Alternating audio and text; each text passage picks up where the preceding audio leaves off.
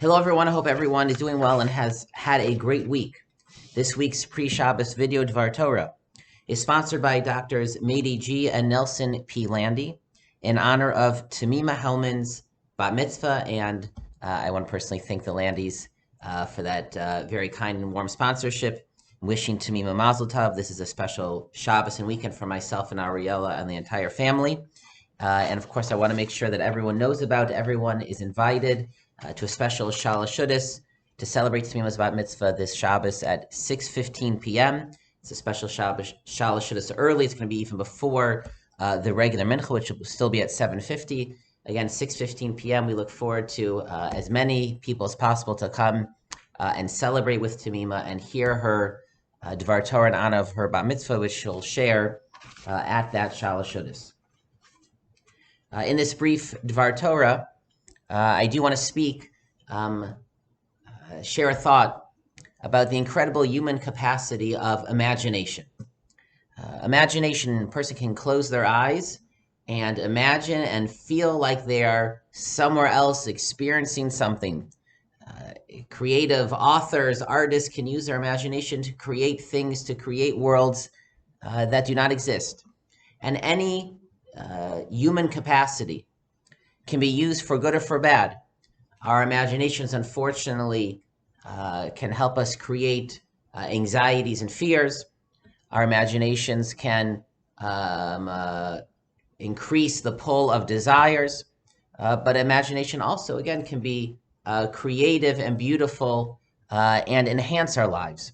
And I believe that that is one theme and one way to see our Parsha Shelach, which is the Parsha of the Meraglim, the spies. The Parsha opens with the command, Shelach lecha anashim v'yaturu et Eretz Canaan, that spies are to be sent, v'yaturu, they are told latur et haaretz. Now that is generally translated as to spy out the land, but it is a not common word. There are other words, other synonyms, liragel, that seem to imply or seem to mean spying. What does this word latur mean? Well, we have this word appear again at the very end of the Parsha, within the mitzvah of tzitzis. Hashem says that a person should wear tzitzis, and by doing so, he will see the tzitzis and remember the mitzvos. Uzchartem is called mitzvos Hashem, vasisem osam, you will remember all the mitzvos of Hashem and perform them. Vilo taturu, acharei levavchem v'acharei nechem, asher tamzonim achareihem, so that you will not, it's translated generally as, so you will not stray, but it's the same word, latur, you will not stray after your hearts and your eyes, after which you do stray. Latur, to stray. So what exactly does this word mean? Latur has the connotation of looking ahead, of mapping out, of seeing, but also perhaps imagining.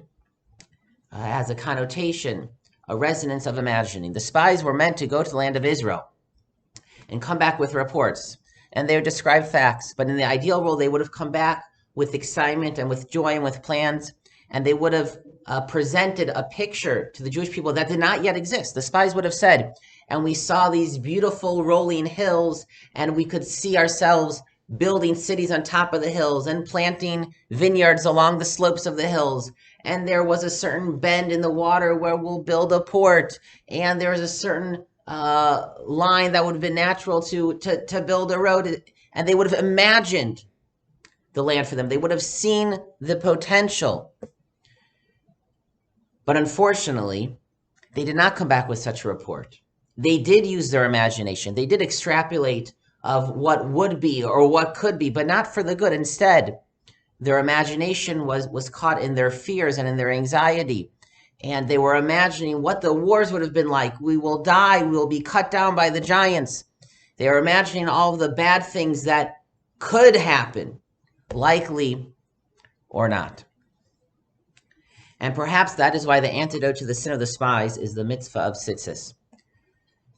As our sages explain, part of the symbolism of the tzitzis was the tchelis, the blue thread. And the blue thread, when a person would see it, he would hold it in his hands, and he would see it and he would remember, he would imagine the blue of the sea, and then the blue of the sky, and then the blue of the kisei hakavod. It wasn't just a string, it wasn't just a color, but in that color he could see something greater. He could use his imagination and fill his mind with beautiful, powerful holy ideas.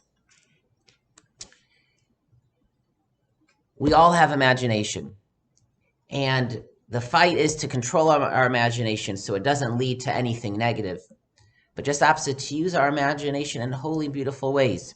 It can be used in creative ways, artistic ways.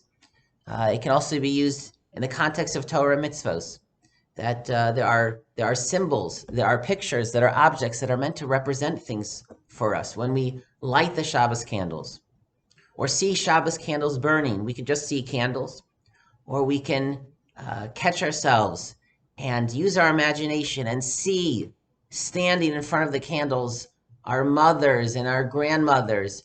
We can see some kind of pulsating holiness emanating from the candles. We are supposed to use our imagination at holidays, at critical moments, imagining ourselves leaving Egypt, imagining the symbolism of the Daled Minim. These are the pieces of the Jewish people coming together, the pieces of my body be united in serving Hashem. The Gemara and Rishonim specifically talk about using our imagination when we daven. Then in Shemona Esrei, we close our eyes, and a person is meant to imagine them standing either in the Beis HaMikdash, or imagine ourselves standing amongst angels in the heavens. These are incredible things if we can do this. Unfortunately, the spies lost control of their imagination. The Mitzvah Tzitzis reminds us to use our imagination, not deny it, but use it in a way that makes the ideas of holiness, of righteousness, of goodness, that makes them real and makes them more palpable in our world, to use our imagination to make the world a beautiful and more special and more holy place. Good Shabbos, everyone, and Shabbat Shalom. Mazel Tov to Tamima, and we hope to see as many people as possible at the special Shalosh Seudos in her honor.